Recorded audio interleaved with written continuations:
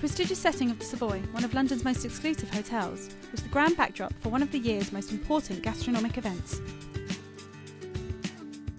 Pioneering bread maker Vogel's organised this decadent tea and toast tasting experience to mark the completion of their investigation into just what makes the perfect partners for tea and toast.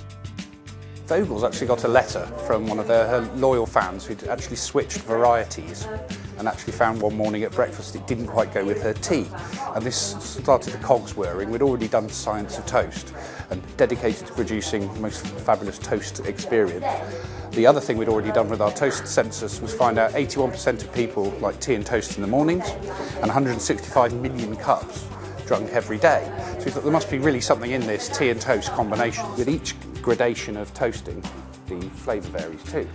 So if you kind of plot the taste, so we put hundreds of slices of toast in the toaster and each different colour hue, we use 48 different, the spectrum of 48 different toast colours, if you like, for the levels of cooking over up to 4 minutes.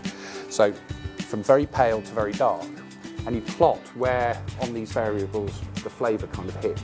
You end up with a kind of a blob, a sort of map, a bit like if you've seen the whiskey mapping, you can locate the flavour profile across the map.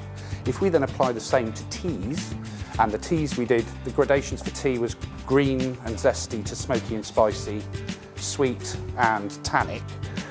If you then overlay where the tea is on the map and where the bread is, you get your best matches. Well, I think I was asked to do this because I'm a wine writer of many years' experience, and I've got the language of wine tasting and of matching food and wine. So I really was brought in to apply that to tea and toast, which was something I wasn't sure how well it would work at first, but it works really well. You can go through teas and match them with the different types of bread and the different levels of toastiness, just as you would a range of foods if you were doing, say, seafood with white wines or meats with red wines, to pick the absolutely perfect pairings. Sometimes with wine and food, a wine brings out a particular aspect of a dish. I'm sure you know that. It will emphasise, say, the herbaceousness of a dish if you have a herbal white wine. This, to me, makes the toast taste sweeter. Eat a nibble of the bread without tea, sip the tea without the bread, and then do two together. And actually, it's a really good example of harmony when you get a new tone.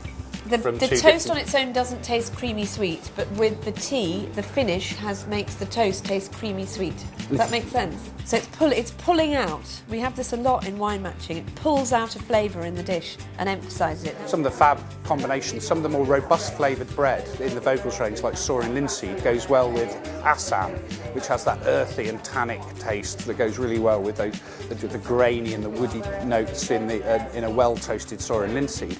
If you have a sort of delicate palate, maybe something like Darjeeling and a lightly toasted sunflower and barley would be a perfect combination. So there's something for everybody. The lychee red is right down in this vicinity here, so what I thought we'd do is because it's an interesting tea you won't get a chance to taste. So this is why our toast was very light, because you see where the palest toasting profile... See, this bread is in a quite different place to the others. It's up here towards grainy sweet, not earthy nutty. No, so got a really nice little bitter aftertaste which you get with a typical black tea. There's definitely a little fruity note which will come from the lychee and a bit of perfume. I was a real fan, I am a real fan of Lady Grey, which is not as strong as Earl Grey. It's got a slightly citrus note, it's a bit lighter, and that seemed to go really well with the wholemeal toast, quite lightly toasted. I've got, I would say, a relatively delicate palate. I didn't like the combinations that were too smoky and charred, but where there was a kind of lightness and a creaminess there, and particularly that citrus tang of the tea with the wholemeal was really lovely. For those who want to find their own perfect tea and toast match, you can visit the Love Toast community on Facebook, where Vogel's have created the Toast and Tea-O-Tron 3000.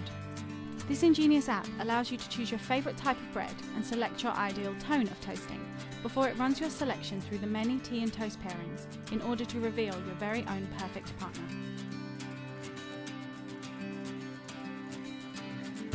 If you want to give the Toast and Tea-O-Tron 3000 a whirl, just visit facebook.com/Love Toast Community.